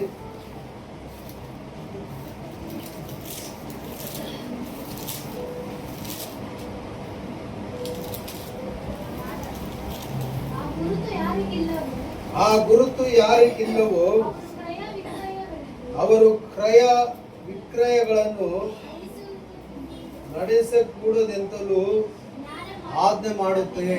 ಚೆನ್ನಾಗಿ ಗಮನಿಸಿ. ಯೇಸು ಕ್ರಿಸ್ತನ ಎರಡನೇ ಬರವನ ಬಂದು ಹೋದ್ಮೇಲೆ ಚೆನ್ನಾಗಿ ಗಮನಿಸಿ. ಯೇಸು ಕ್ರಿಸ್ತರು ಎರಡನೇ ಬರವಣೆ ಬಂದು ಹೋದ್ಮೇಲೆ, ಸಭೆ ಎತ್ತಲ್ಪಟ್ಟ ಮೇಲೆ ಚೆನ್ನಾಗಿ ಗಮನಿಸ್ಕೊಳ್ಳಿ. ಯೇಸು ಕ್ರಿಸ್ತನು ಎರಡನೇ ಬರವಣೆ ಸಭೆ ಎತ್ತಲ್ಪಡುವುದಕ್ಕಾಗಿ ಬರ್ತಾರೆ. ಹೋದ ವಾರ ನಾವು ಓದಿದ್ರಿ ಮತ್ತಾಯ 24ರಲ್ಲಿ. ಯೇಸು ಸ್ವಾಮಿ ತನ್ನ ದೂತರು ಎಲ್ಲ ಬರುವಾಗ ಯೇಸು ಸ್ವಾಮಿ ಮಧ್ಯ ಆಕಾಶದಲ್ಲಿ ನಿಲ್ತಾರೆ. ಭೂಮಿಗೆ ಬರಲ್ಲ, ಮಧ್ಯದಲ್ಲಿ ನಿಲ್ತಾರೆ. ಆದ್ರೆ ಎಲ್ಲರೂ ನೋಡ್ಕೊಬಹುದು. ತಾನು ತಿಳಿದುಕೊಂಡಂತ ಜನರು, ಹಾಗಂದ್ರೆ ಯೇಸುವನ್ನು ನಂಬಿ ಪರಿಶುದ್ಧ ಆತ್ಮನ ಮುದ್ರಿಸಲ್ಪಟ್ಟ ಪ್ರತಿಯೊಬ್ಬರನ್ನು 4 ದಿಕ್ಕುಗಳಿಂದ ದೇವದೂತರು ಏನ್ ಮಾಡ್ತಾರೆ? ಒಂದು ಕಡೆಯಿಂದ ಮತ್ತೊಂದು ಕಡೆಗೆ ಸೇರಿಸ್ತಾರೆ. ಇವ್ರು ಯಾರಂದ್ರೆ ಪರಿಶುದ್ಧ ಆತ್ಮನಿಂದ ಮುದ್ರಿಸಲ್ಪಟ್ಟವರು, ದೇವರಿಂದ ತಿಳಿದುಕೊಳ್ಳಲ್ಪಟ್ಟವರು. ಇವರು ಎತ್ತಲ್ಪಡ್ತಾರೆ, ಯೇಸು ಸ್ವಾಮಿ ಒಟ್ಟಿಗೆ ಹೋಗ್ಬಿಡ್ತಾರೆ. ಮತ್ತೆ ಎದೆ ಬಡಿದುಕೊಳ್ಳುವರು ಜನ ಅಂತ ನಾವು ಓದಿದ್ರಿ. ಕೆಲವರು ಎದೆ ಬಡ್ಕೊಳ್ತಾರಂತೆ, ಅಯ್ಯಯ್ಯೋ ನಾನು ಬರ್ತೀನಿ. ಇವರು ಯಾರಂದ್ರೆ, ಇವರು ಬಂದು ಯೇಸುವನ್ನು ನಂಬದಿರೋರು, ಪರಿಶುದ್ಧ ಆತ್ಮನ ಮುದ್ರೆ ಹೊಂದದಿರುವವರು, ವಿಗ್ರಹಾರಾಧನೆ ಮಾಡುವವರು, ಯೇಸು ಬರೋವರೆಗೂ ವ್ಯಭಿಚಾರ ಮಾಡುವವರು, ಇಂಥವರು ಕೈ ಬಿಡಲ್ಪಡ್ತಾರೆ. ಇವಾಗ ಯೇಸು ಸ್ವಾಮಿ ಪರಲೋಕಕ್ಕೆ ತನ್ನ ಸಭೆಯನ್ನು ತೆಗೆದುಕೊಂಡು ಹೋದ್ಮೇಲೆ, ಸಭೆ ಅಂದ್ರೆ ನೀನು ನಾನೇ, ನಿನ್ನನ್ನು ನನ್ನನ್ನು ತೆಗೆದುಕೊಂಡು ಹೋದ ಮೇಲೆ ಸೈತಾನ ಬರ್ತಾನೆ. ಅವನ ಮೇಲಿಂದಲ್ಲ ಬರಲ್ಲ, ಅವನ ಭೂಮಿಯಲ್ಲಿ ಇದ್ದಾನೆ. ಅವನ ಅಧೋಲೋಕದಲ್ಲಿ ಹಾಕಿ ಬೀಗ ಹಾಕಿ ಇಟ್ಟಿದ್ದಾರೆ. ಅವನ್ನ ಸ್ವಲ್ಪ ಕಾಲ ಬಿಡುಗಡೆ ಮಾಡ್ತಾರೆ. ಅವನೇ ಲೂಸಿಫರ್, ಅಂತ್ಯಕ್ರಿಸ್ತು. ಅವನು ಬರುವಾಗ 7 ವರ್ಷ ಭೂಮಿಯನ್ನು ಆಳ್ತಾನೆ. ನೀನು ತಿಳ್ಕೊಂಬ, ಜನನೇ ಇಲ್ವಲ್ಲ ಭೂಮಿಯಲ್ಲಿ, ಅವನು ಯಾರನ್ನ ಆಳ್ತಾನೆ? ನಾವು ಹೋಗ್ಬಿಟ್ಟಿರ್ತೀವಿ. ಯೇಸುವನ್ನು ನಂಬಿರ ಇರೋರು ಇರ್ತಾರೆ ಈ ಭೂಮಿಯಲ್ಲಿ, ಯೇಸುವನ್ನು ಬೇಡ ಅಂದವರು ಈ ಭೂಮಿಯಲ್ಲಿ ಇರ್ತಾರೆ, ವಿಗ್ರಹಾರಾಧನೆ ವಿಭಚಾರ ಮಾಡಿದವರು ಈ ಭೂಮಿಯಲ್ಲಿ ಇರ್ತಾರೆ. ಹಲ್ಲೆಲೂಯಾ. ಇವ್ರನ್ನ ಆ ಸೈತಾನ ಆಳ್ಗೆ ಮಾಡ್ತಾನೆ. ಇವರಿಗೆ ಈ ಸಿಂಬಲ್ ಕೊಡ್ತಾನೆ. ಒಂದು ವೇಳೆ ಈ ತರ ನಾವು ಹೇಳಿ ಕೇಳಿಸ್ಕೊಂಡಿರೋರು ಕೆಲವರು ಭೂಮಿಯಲ್ಲಿ ಕೈ ಬಿಡಲ್ಪಟ್ಟಿದ್ರೆ ಅಂತವ್ರಿಗೆ ಸಿಂಬಲ್ ಬೇಡ ಅಂತಾರೆ. ಅಂತವ್ರಿಗೆ ಈ ಮಾತು ಏನು ಹೇಳುತ್ತೆ ನೋಡಿ, ಓದಿ. ಆ ಗುರುತು ಯಾರಿಗಿಲ್ಲವೋ ಅವರು ಕ್ರಯ ವಿಕ್ರಯಗಳನ್ನು ನಡೆಸಕೂಡದೆಂತಲೂ ಆಜ್ಞೆ ಮಾಡುತ್ತದೆ. ತಗೊಳಕ್ಕಾಗಲ್ಲ, ಮಾರಕ್ಕಾಗಲ್ಲ ಅಂತ ಸೈತಾನ ಏನ್ ಮಾಡ್ತಾನೆ? ಆಜ್ಞೆ ಹಾಕ್ತಾನೆ. ಯಾವ ಗುರುತು? ಸೈತಾನ ಕೊಡುವಂತ ಗುರುತು. ಅದಕ್ಕೆ ಮುಂಚೆನೆ ಸಭೆ ಎತ್ತಲ್ಪಟ್ಟಿರುತ್ತೆ. ಅದು ಪರಿಶುದ್ಧ ಆತ್ಮದಿಂದ ಮುದ್ರಿಸಲ್ಪಟ್ಟಂತ ಗುರುತು ಇರುವುದರಿಂದ ಆ ಸಭೆಯಾಗಿ ಯೇಸು ಜೊತೆ ಹೋಗ್ತಾರೆ ಅಲ್ವಾ. ಕೈ ಬಿಡಲ್ಪಟ್ಟವರಿಗೆ ಗುರುತು ಸೈತಾನ ಕೊಡ್ತಾನೆ. ಒಂದು ವೇಳೆ ಅವರು ಆ ಗುರುತು ಬೇಡ ಅಂದ್ಬಿಟ್ರೆ ಅವ್ರು ಮಾರಕ್ಕೂ ಆಗಲ್ಲ, ತೆಗೆದುಕೊಳ್ಳೋಕ್ಕೂ ಆಗಲ್ಲ, ತಿನ್ನೋಕ್ಕೂ ಆಗಲ್ಲ, ಉಣ್ಣೋಕ್ಕೂ ಆಗಲ್ಲ, ಸಾಯ್ಬೇಕು. ಅವನು ಸಾಯಿಸ್ತಾನೆ, ತುಂಬಾ ಚಿತ್ರಹಿಂಸೆ ಕೊಟ್ಟು ಸಾಯಿಸ್ತಾನೆ. ಮುಂದಕ್ಕೆ ಓದಿ. ಆ ಗುರುತು ಯಾವುದೆಂದರೆ ಮೊದಲಿನ ಮೃಗದ ಹೆಸರು ಅಥವಾ ಅದರ ಹೆಸರನ್ನು ಸೂಚಿಸುವ ಅಂಕೆ. ಮೃಗದ ಹೆಸರು. ಮೃಗ ಅಂದ್ರೆ ಇದು ಈ ಪ್ರಾಣಿ ತುಂಬಾ ಘೋರವಾದ ಮೃಗ ಪ್ರಾಣಿಯಾಗಿ. ಮೃಗ ಅಂದ್ರೆ ಹೆವಿ ಟರರ್ ಅಂತ ಅರ್ಥ. ಅದು ಸೈತಾನ ಹಂಗೆ ಇರ್ತಾನೆ, ಭಯಂಕರ ಮೃಗದ ಹಾಗಿರ್ತಾನೆ. ಈ ಎರ್ಕು ಅಂತ ನೋಡಲ್ಲ, ಕರುಣೆ ಅಂತ ನೋಡಲ್ಲ, ಚಿಕ್ಕ ಮಗು ಅಂತ ಕೂಡ ನೋಡಲ್ಲ. ಅವನು ಅಂತ ಭಯಂಕರವಾದವನು. ಅವನು ಮೃಗದ ರೀತಿಯಲ್ಲಿ ಇರ್ತಾನೆ ಸೈತಾನ. ಚೆನ್ನಾಗಿ ಗಮನಿಸ್ಕೊಳ್ಳಿ. ಅದರಲ್ಲಿ ಇದರ ಜ್ಞಾನವು ಅಡಕವಾಗಿದೆ. ಈ ಗುರುತಲ್ಲಿ ಬುದ್ಧಿ ಇದೆ. ಬುದ್ಧಿವಂತರು ಈ ಗುರುತನ್ನು ಕಂಡುಹಿಡಿಬಹುದು. ಮುಂದಕ್ಕೆ ಓದಿ. ಬುದ್ಧಿವಂತನು ಆ ಮೃಗದ ಅಂಕೆ ಅಂದ್ರೆ ನಂಬರ್ಸ್. ಆ ನಂಬರ್ಸ್ ಅನ್ನು ಎನಿಸಲಿ. ಅದು ಒಬ್ಬ ಮನುಷ್ಯನನ್ನು ಸೂಚಿಸುವ ಅಂಕೆ, ಒಬ್ಬ ಮನುಷ್ಯನನ್ನು ಹೋಲಿಸುವ ಲೆಟರ್ಸ್, ಒಬ್ಬ ಮನುಷ್ಯನನ್ನು ಗುರುತಿಸುವ ನಂಬರ್ಸ್. ಓದಿ. ಅದರ ಅಂಕೆ, ಆ ನಂಬರ್ಸ್ 666 666. ಈ 666 ಒಂದು ಒಬ್ಬ ಮನುಷ್ಯನನ್ನು ಸೂಚಿಸುತ್ತದೆ. ಈ ಮನುಷ್ಯ ಯಾರಂದ್ರೆ ಅವನೇ ಸೈತಾನ. ಹಲ್ಲೆಲೂಯಾ. ಈ ಸೈತಾನನ ಸಿಂಬಲ್ ಯಾರು ಹಾಕಿಲ್ವೋ ಅವ್ರನ್ನ ಆ ಮೃಗದ ರೀತಿಯಲ್ಲಿ ಟ್ರೀಟ್ಮೆಂಟ್ ಮಾಡ್ತಾನೆ. ಅದಕ್ಕೆ ಸಭೆಗೆ ದೇವರು ಎಚ್ಚರಿಸ್ತಾರೆ ಆತ್ಮನ ಮೂಲಕ. ಪರಿಶುದ್ಧ ಆತ್ಮನನ್ನು ಮುದ್ರಿಸಲ್ಪಡ್ಕೊಳ್ರಿ. ನೀವು ಎತ್ತಲ್ಪಡ್ತೀರಾ, ಕೈ ಬಿಡಲ್ಪಟ್ರೆ ಮೃಗದ ಹತ್ರ ಸಿಕ್ಕಾಕೊಂಡ್ಬಿಡ್ತೀರಾ, ಸೈತಾನನ ಹತ್ರ ಸಿಕ್ಕಾಕೊಂಡ್ಬಿಡ್ತೀರಾ. ಅವನು ಮೃಗದ ಹಾಗೆ ಟ್ರೀಟ್ಮೆಂಟ್ ಮಾಡುವನಾಗಿರ್ತಾನೆ. ಹಂಗಂದ್ರೆ ಸ್ವಲ್ಪನೂ ಕರುಣೆ ತೋರಿಸಿದಾರ ಅವನು ಸೈತಾನ. ಅವನು ಜನರನ್ನು ಆ ರೀತಿಯಾಗಿ ಹಿಂಸೆ ಕೊಟ್ಟು ಸಾಯಿಸುವಂತವನಾಗಿರ್ತಾನೆ. ಅದರಲ್ಲಿ ನಾವು ಸಿಕ್ಕಾಕೊಂಡ್ಬೇಡ್ದಂತಾನೆ ದೇವರ ಆತ್ಮ ಅಲ್ಲಲ್ಲಿ ಸಭೆಗಳು ದೇವರು ಎಬ್ಬರಿಸಿ ದೇವರ ಆತ್ಮ ಮೂಲಕ ಸಭೆಗಳಿಗೆ ಎಚ್ಚರಿಸ್ತಾರೆ, ವಾಕ್ಯಗಳನ್ನು ನೀಡುತ್ತಾರೆ. ನಾವು ಯೇಸು ಬರುವಾಗ 2ನೇ ಬರವಣಿಗೆಯಲ್ಲಿ ಎತ್ತಲ್ಪಡುವವರಾಗಿ ಕಾಣಲ್ಪಡಬೇಕು. ಅವಾಗ ಎತ್ತಲ್ಪಡುವವರಾಗಿ ಕಾಣಲ್ಪಡಬೇಕಂದ್ರೆ ನಮ್ಮಲ್ಲಿ ಪರಿಶುದ್ಧ ಆತ್ಮ ಮುದ್ರೆ ಧರಿಸಿಕೊಂಡು ಇರುವುದಾದರೆ ಮಾತ್ರನೇ ದೇವರ ರಾಜ್ಯಕ್ಕೆ ದೇವರೊಟ್ಟಿಗೆ ಹೋಗಕ್ಕಾಗೋದು. ಅದರಿಂದ ನಾವೇನ್ ಮಾಡಬಾರ್ದು?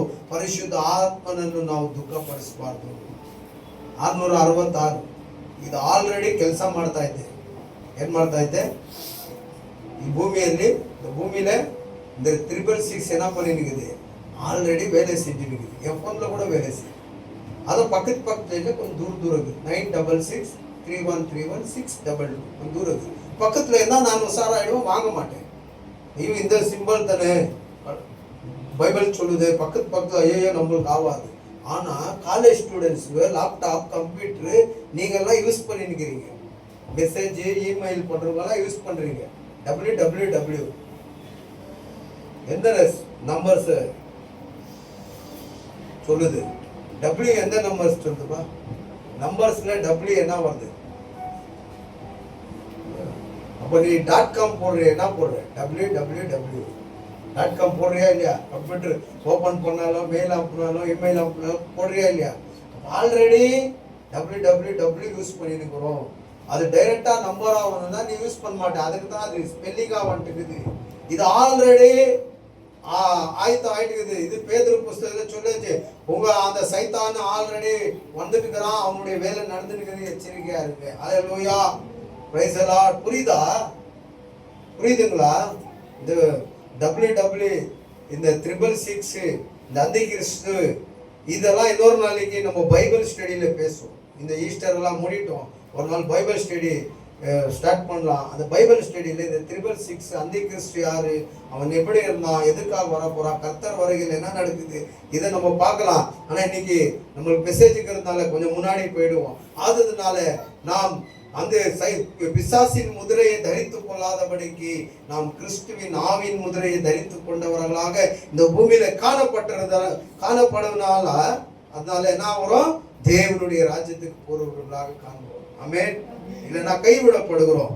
ಸರಿ ಪರಿಶುದ್ಧ ಆತ್ಮನು ಭಾವನೆ ಇಲ್ಲದವನಲ್ಲ. ಆತನಿಗೆ ಏನಿದೆ? ಯೋಚನೆಗಳಿದೆ, ಆತನಿಗೆ ಫೀಲಿಂಗ್ಸ್ ಇದೆ, ಆತನಿಗೆ ದಾಹ ಇದೆ, ಆತನಿಗೆ ವೇದನೆ ಇದೆ, ಎಲ್ಲವೂ ಇದೆ. ಹಲ್ಲೆಲೂಯಾ. ನಾವು ಪಾಪ ಮಾಡುವಾಗ, ತಪ್ಪು ಮಾಡುವಾಗ ಅಂದ್ರೆ ಮಾಂಸವು ಆತ್ಮವು ಒಂದಕ್ಕೊಂದು ಹೋರಾಟ ಇದೆ. ಆದ್ರೆ ದೇವರ ಆತ್ಮನು ನಮ್ಮಲ್ಲಿ ಇದ್ದು ದುಃಖ ಪಡುವನಾಗಿ ಕಾಣಲ್ಪಡ್ತಾನೆ. ಹಲ್ಲೆಲೂಯಾ. ಆದ್ರಿಂದ ನಾವು ಪರಿಶುದ್ಧ ಆತ್ಮನನ್ನು ಏನ್ ಮಾಡಬಾರ್ದು? ಯಾವ ವಿಷಯದಲ್ಲಿ ಧೈರ್ಯವಾಗಿ ಹೇಳಿ, ಬಾಯಿಗಳು ತೆಗೀರಿ. ಯೇಸು ನಾಮದಲ್ಲಿ, ನಮ್ಮ ಪಾಸ್ಟರ್ ಹೇಳೋರು, ಯೇಸು ನಾಮದಲ್ಲಿ ನಿಮ್ಮ ಬಾಯಿಗಳಿಗೆ ಲಡ್ಡು ಹಾಕ. ಅವರು ನಮ್ಮ pastor Bible study Stephen Suresh.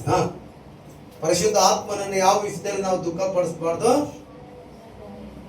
ಆಮೇಲೆ ಇಷ್ಟೇ ನಾ ವಾಯ್ಸ್ ಅಮ್ಮ ನಿಮ್ಮ ಮನೇಲಿ ಇಷ್ಟೇ ಜಗಳ ಮಾಡೋದ? ಇಷ್ಟೇ ವಾಯ್ಸಲ್ಲಿ ಹೇಳ್ರಿ ಜೋರಾಗಿ. ಪರಿಶುದ್ಧ ಆವಿಯ ಎದುರು ದುಃಖ ಪಡುತ್ತ ಕೂಡದು.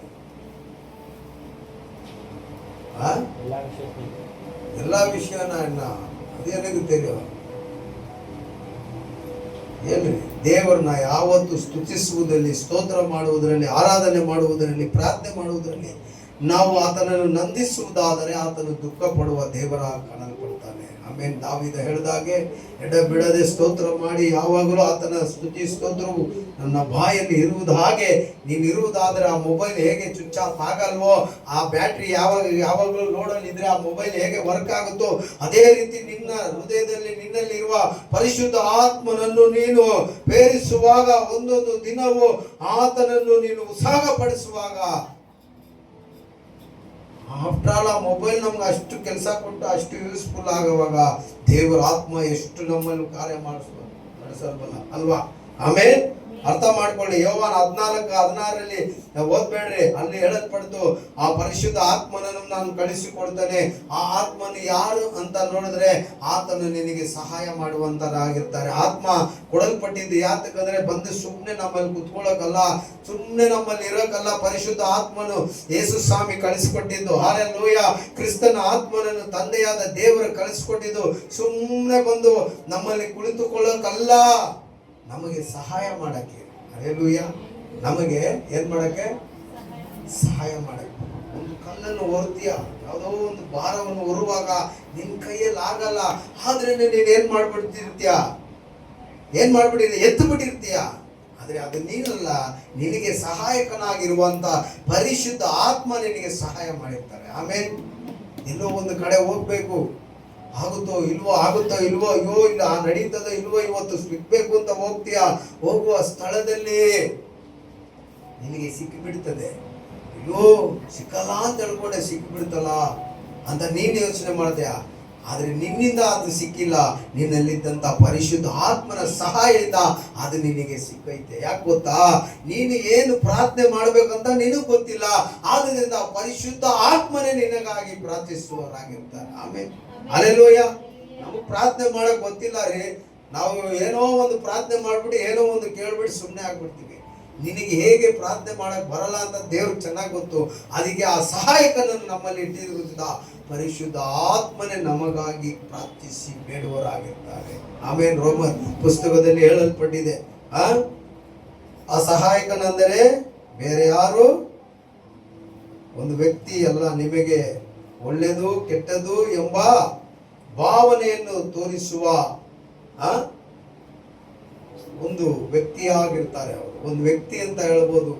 ಆ ಪರಿಶುದ್ಧ ಆತ್ಮನಿಗೆ ಫೀಲಿಂಗ್ ಇದೆ ಅಂತ ಹೇಳ್ಬೋದು. ಅದಕ್ಕೆ ಅಲ್ಲೂ ಎಫೆಸರ್ ಪುಸ್ತಕದಲ್ಲಿ ಹೇಳ್ತು 4:30 ಪರಿಶುದ್ಧ ಆತ್ಮನ ಏನ್ ಮಾಡಬಾರ್ದು, ದುಃಖಪಡಿಸಬಾರ್ದು. ಅವರು ದುಃಖಿಸುವರು. ಅವಾಗ ಒಂದು ವ್ಯಕ್ತಿಯನ್ನು ಸೂಚಿಸುತ್ತದೆ ದೇವರ ಆತ್ಮ ಅನ್ನುವಂತ ಮಾತು. ನಮಗೆ ಇವಾಗ ಕೆಲಸ ಹೋಗ್ತೀವಿ, ಪೇಮೆಂಟ್ ಆಗಿಲ್ಲ ನೋಡಿ, ಚೆನ್ನೈಗೆ ಹೋಗ್ಬಿಟ್ಟು ಬಂದಿದ್ದೀನಿ, ಇನ್ನ ಪೇಮೆಂಟ್ ಬಂದಿಲ್ಲ, ಇನ್ನ 2 ದಿನ 3 ದಿನ ಆಗ್ಬೋದು ಆ ಪೇಮೆಂಟ್ ಬರಕ್ಕೆ ಇನ್ನ 2 ದಿನ 3 ದಿನ ಆಗ್ಬೋದು. ಇವಾಗ ನಾನು ಸಂತೋಷವಾಗಿರ್ತೀನಿ, ಆ ಪೇಮೆಂಟ್ 2-3 ದಿನ ಏನಾಗ್ತೀನಿ, ಫೀಲಿಂಗ್ ಬರುತ್ತಾ ಇಲ್ವಾ? ನಾ ಕೆಲಸ ಮಾಡ್ಬಿಟ್ಟೆ ಇನ್ನ ಪೇಮೆಂಟ್ ದುಃಖ ಬರುತ್ತಾ? ಅದೇ ರೀತಿ ಪರಿಶುದ್ಧ ಆತ್ಮನು ನಿನ್ನಲ್ಲಿ ಇರುವುದಾದರೆ ಆತನಿಗೆ ಫೀಲಿಂಗ್ಸ್ ಇದೆ. ಆತನು ಒಂದು ವ್ಯಕ್ತಿಯಾಗಿ ಸೂಚಿಸಲ್ಪಟ್ಟಿದ್ದಾನೆ. ಹಲ್ಲೆಲೂಯಾ. ಆತನು ದುಃಖಿಸುವವನಾಗಿರ್ತಾನೆ, ಆತನು ದಾಹವುಳ್ಳವನಾಗಿರ್ತಾನೆ. Hallelujah, praise the Lord. ಆದ್ರಿಂದ ನಾವು ಆತ್ಮನನ್ನು ಏನ್ ಮಾಡಬಾರ್ದು, ದುಃಖಿಸಬಾರದು. ಅದಕ್ಕೆ ತೀತು ಪುಸ್ತಕದಲ್ಲಿ 1 ತಿಮೋತಿ 2ನೇ ಅಧ್ಯಾಯ 1ನೇ ವಚನ ಈ ರೀತಿ ಪೌಲ ಹೇಳ್ತಾರೆ, ಓದಿ ನೋಡಿ. 1 ತಿಮೋತಿ 2ನೇ ಅಧ್ಯಾಯ 1ನೇ ವಚನ ಏನ್ ಹೇಳ್ತಾರೆ?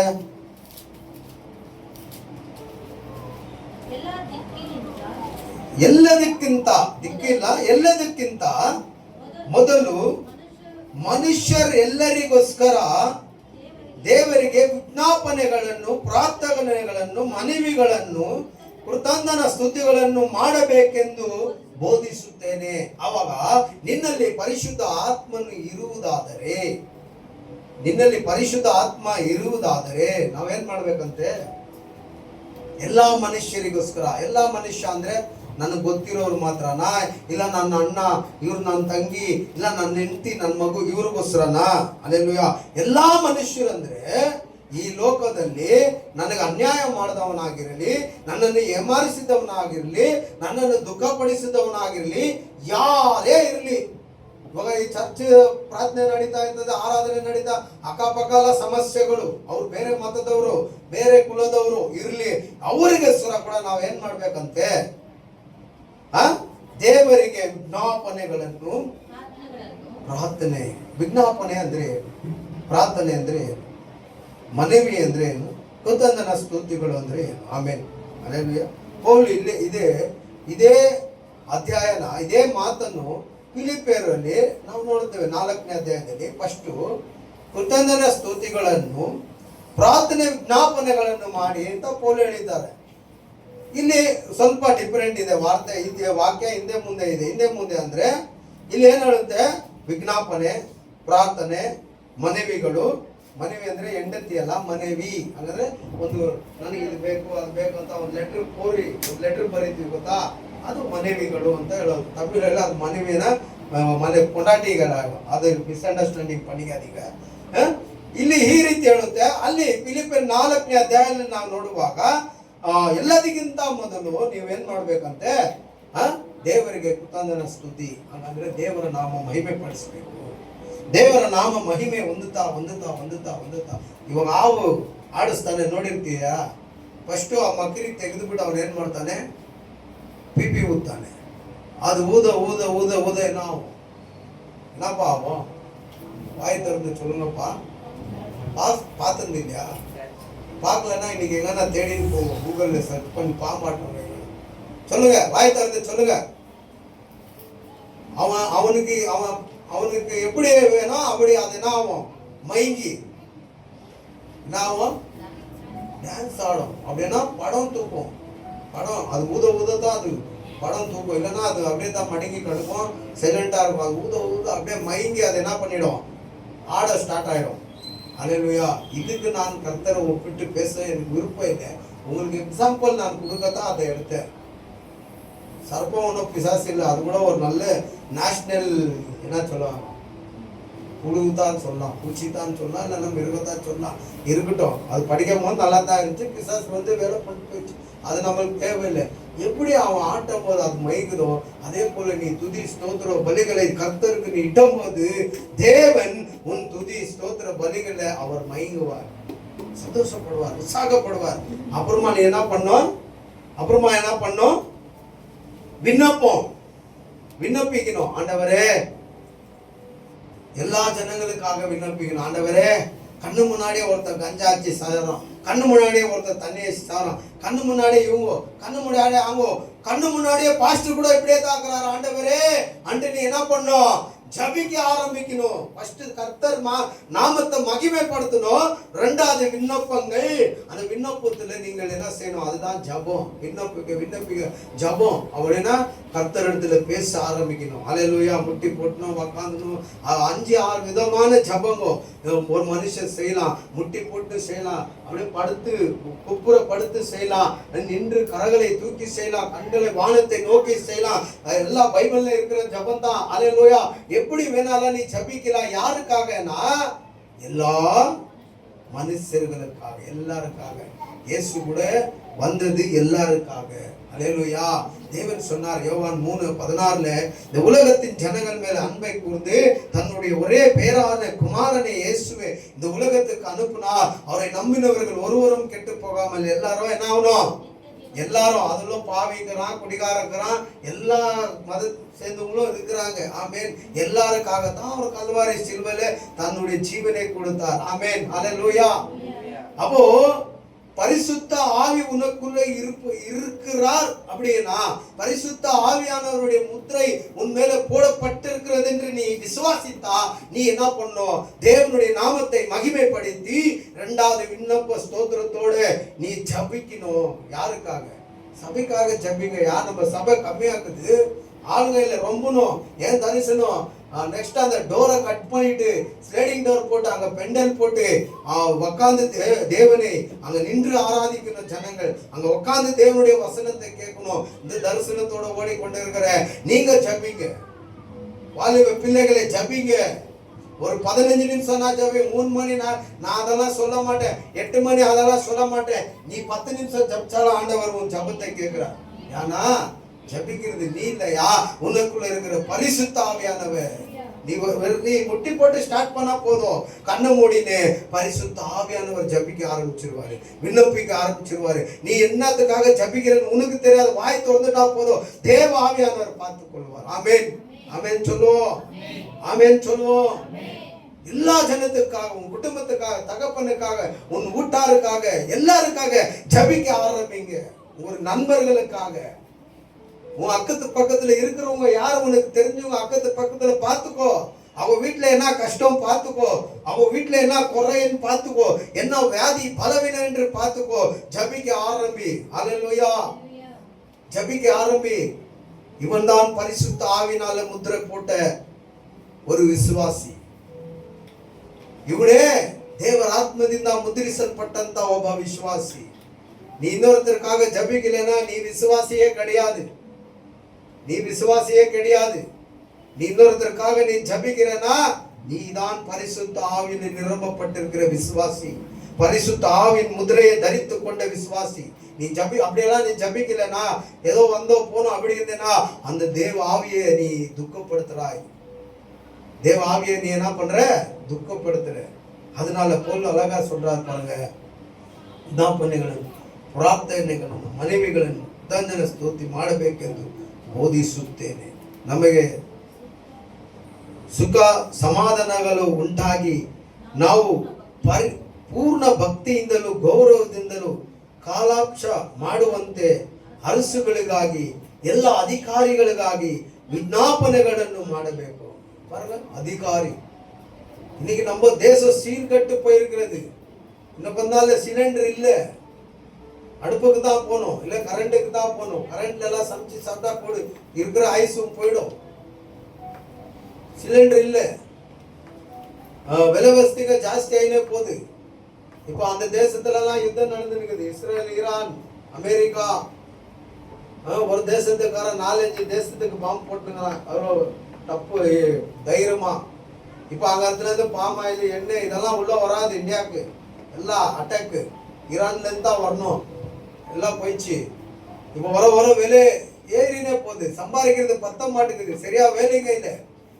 இதெல்லாம் காரணம் யாரு? இந்த பாரத தேசத்தை ஓல்ட விட்டு இந்த தேசத்தை, இந்த பாரத தேசத்தை, சரி பாரத தேசத்துல இருக்கிற அந்த பிரதானிகளுக்காக நம்ம ஜெபிக்கணும். ஸ்டேட் கவர்மெண்ட் முக்கியமந்திரிகளுக்காக ஜெபிக்கணும். தேசத்தை சீர்படுத்துற வேலை, சிறப்படுத்துற வேலை ராஜாங்களுக்கு ஆண்டவர் அதிகாரத்தை கொடுத்திருக்கிறார். ராஜாங்களை ஏற்படுத்தி ராஜாங்களை தள்ளுகிற தேவன். இஸ்ரேல் தன் வாக்குத்தத்த பிள்ளைகளை காப்பாற்றும்படி ராஜாக்களை நிறுத்தி சீட்ல உட்கார வச்சு ராஜாக்களை தள்ளின தேவன். சவுலை தள்ளி தாவீதை வைத்த தேவன். தாவீதை ஆன பிறகு சாலமன் வந்தான். இப்படி பல ராஜாக்கள் வந்தார்கள். இன்னைக்கு இந்த பாரத தேசத்தை மோதி இந்த ஸ்டேட், கர்நாடகா ஸ்டேட் முக்கியமந்திரி இவரு சித்தராமையா, டிசிஎம் அவரு யாரு, டி.கே. சிவகுமார். இப்படி இந்த தேசத்தை ஆளுகிற ராஜாக்களுக்காக நம்ம ஜெபம் பண்ணோம். இந்த தேசத்தை சரியான முறையில் ஆளுகை செய்யணும். ஏழை மக்களுக்கு, ஜனங்களுக்கு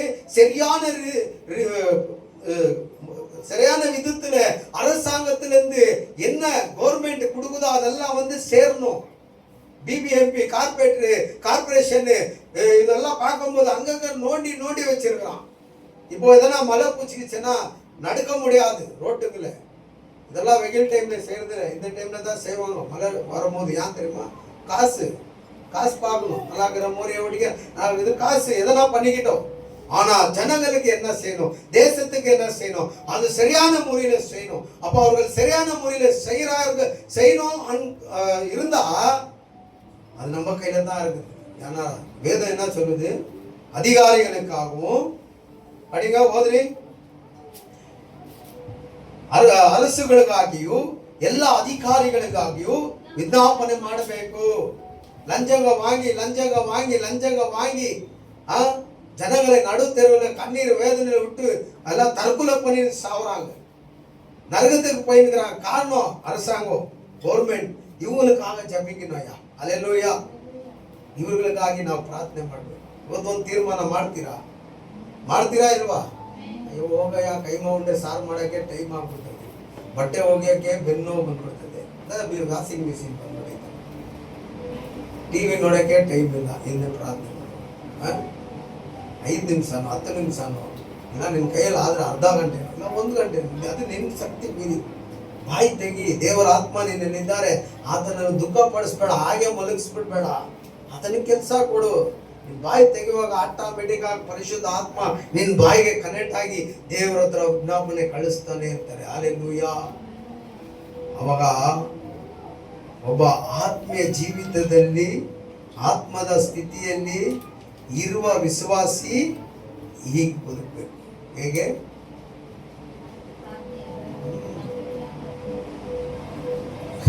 ಅದು ಎರಡನೇದು. ಫಸ್ಟ್ ಆತ್ಮನ ದುಃಖ ಪಡಿಸ್ಬೇಕು. ಯಾವ ವಿಷಯದಲ್ಲಿ? ಪ್ರಾರ್ಥನೆ, ಆರಾಧನೆ, ಸ್ತೋತ್ರ ಬಲಿ, ವಿಜ್ಞಾಪನೆಗಳು, ಕೃತಜ್ಞನ ಸ್ತುತಿ ಬಲಿಗಳು, ದೇವ್ರು ಮಾಡಿದ ಒಳ್ಳೆ ಕಾರ್ಯಗಳು ಮರ್ತು ಕೊಡ್ಬಾರ್ದು. ದೇವರೇ ನಂಗೆ 1-2 ಸಾವಿರ ಕೊಟ್ರೆ 200 ರೂಪಾಯಿ ನಾನು ದಶಮ ಭಾಗ ಕೊಟ್ಬಿಡ್ತೀನಿ ಅಂದ್ಬಿಡೋದು. ಅಲ್ಲಿ 2 ಇಲ್ಲ 3 ಸಾವಿರನೇ ಬಂದ್ಬಿಡ್ತು. ಇದಕ್ಕೆ ಬಂದ್ಬಿಟ್ಟು ದೇವರೇ ನೀನು ಕೊಟ್ಟಿದ್ದಕ್ಕಾಗಿ ಸ್ತೋತ್ರ ಕೂಡ ಹೇಳಲ್ಲ ಕೆಲವರು. ಹಲ್ಲೆಲೂಯಾ. ಹಂಗಿರಬಾರ್ದು.